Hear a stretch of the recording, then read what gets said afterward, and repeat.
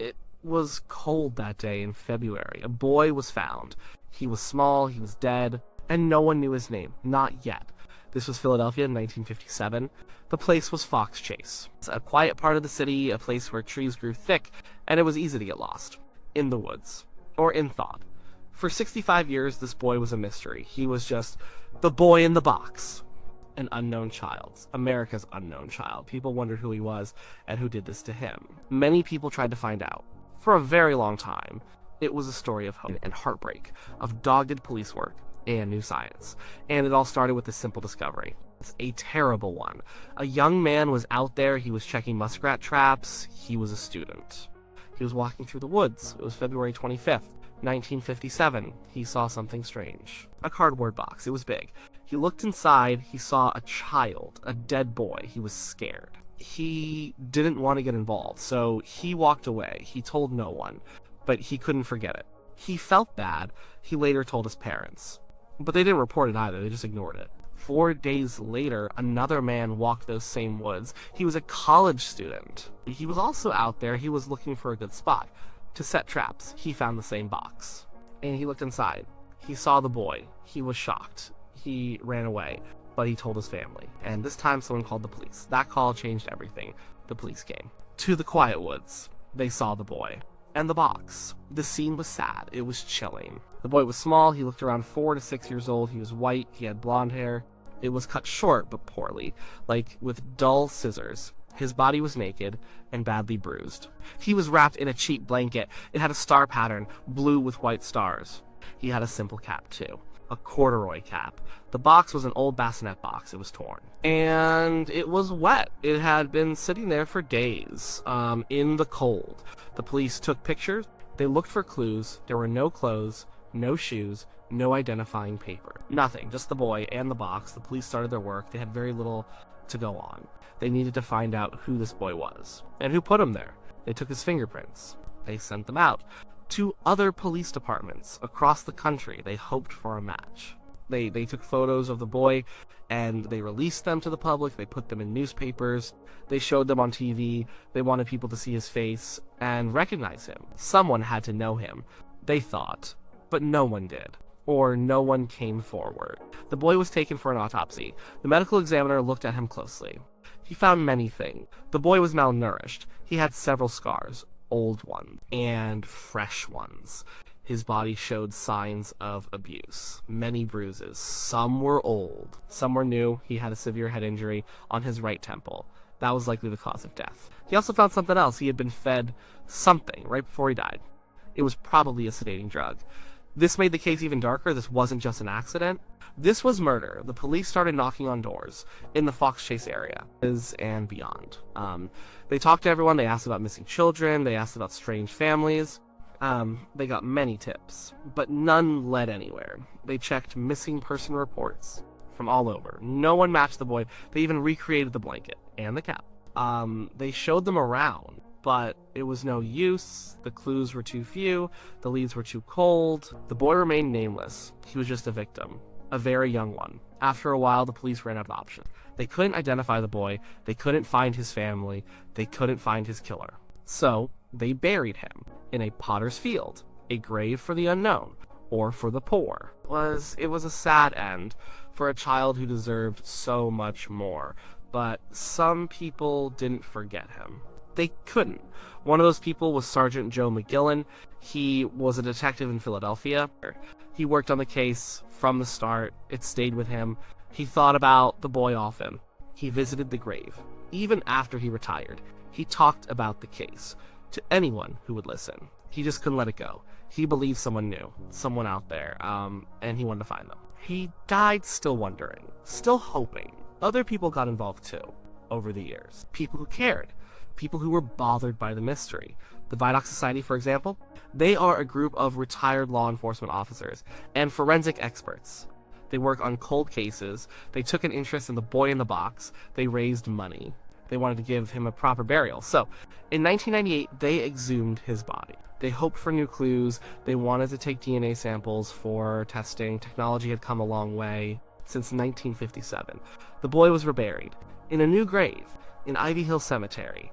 it was a better spot, with a headstone. It read, America's Unknown Child.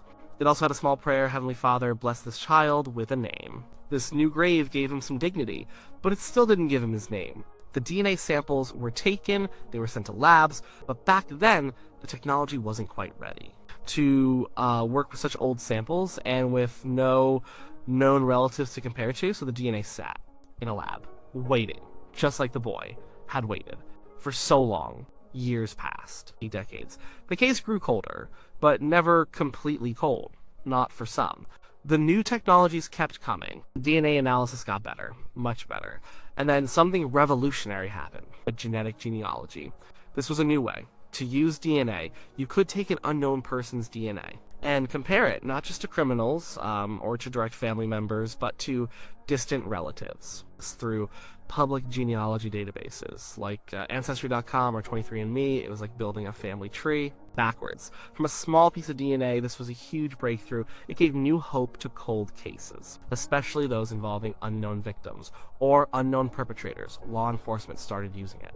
They hired experts, genetic genealogists, people who could sift through millions of DNA profiles and build those family trees. It was tedious work, it took a lot of time and patience, but it worked. For many cases, people started to wonder, could it work for the boy in the box? In 2019, the Philadelphia police decided to try it. They had the boy's DNA. From the 1998 exhumation, they sent it to a special lab to get a usable profile. This was the first step. Then, they brought in a genetic genealogist, someone named Barbara Ray Venter. She was famous. For solving the Golden State Killer case, she knew how to do this. She started the long process of building the family tree for the boy in the box. She uploaded his DNA profile to a public database. Then, she waited for matches. Distant matches, second cousins, third cousins, fourth cousins, even fifth cousin. Then she started building the family trees for each match, going back generations. Looking for common ancestors was like a giant puzzle. She had to find where all the branches met. And that common point would lead her to the boy's direct family, his parents.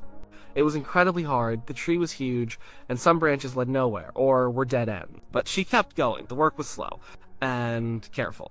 It took years, many hours, of research, of poring over old records, birth certificates, marriage licenses, and death records, census documents, everything that could help build the family tree. And piece by piece, the picture started to form. It was not a clear picture yet, but it was something. She narrowed it down to a few possibilities. Then, the police stepped in again. They needed more proof. They needed DNA from living relatives to confirm the links. This meant finding people who matched the distant DNA profiles and asking them for their DNA. They had to be careful and respectful. They didn't want to alarm anyone, they just needed a small sample. Like a cheek swab, they found relatives, and they got the samples. The samples were sent for comparison. The wait was agonizing for everyone involved, but finally, they got the answer. A definitive match. On December 8th, 2022, the Philadelphia police held a press conference. The room was packed. Reporters were there. Detectives were there. People who had worked on the case for decades were there. The chief of police stood up. She looked serious and a little emotional. Then she said the words everyone had waited for. For 65 years, the boy in the box had a name. His name was Joseph Augustus Zarelli. The room gasped. Then there was a quiet murmur. A name, finally. It was a moment of profound relief and deep sadness. Relief that he was no longer anonymous. Sadness for his short life and the way it ended. Sergeant McGillen was not there. He had passed away. But his spirit was. Everyone felt it, the people who had kept the flame alive. For so long they had done it. They had found his name. But who was Joseph Augustus Zarelli? The police released a few details. His parents were still a mystery in some ways. They were deceased, so they couldn't be questioned. The police did not release their names right away. They wanted to protect the living family member. And they still had an active investigation. They needed to be careful. Joseph was born in 1953, so he was about 4 years old when he died, just as the original estimates suggested. What else did they know about him? Very little was shared publicly at first. It was known that his parents had lived in West Philadelphia. That was a surprise to some. Because Fox Chase was in the Northeast, far from West Philadelphia, how did he end up there? In that box? This was the next big question. His identity was just the first step. A huge step. But not the end of the story. The next step was justice. Who killed Joseph Augustus Zarelli? His parents were gone. But were there other people involved? An aunt? An uncle? A neighbor? Someone who knew what happened? The police appealed to the public again.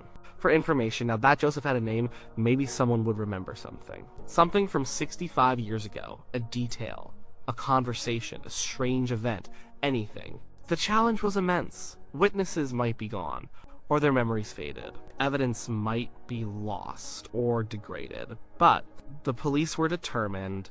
They had found his name. Now they wanted to find his killer, they wanted to know the truth about how he died, and why.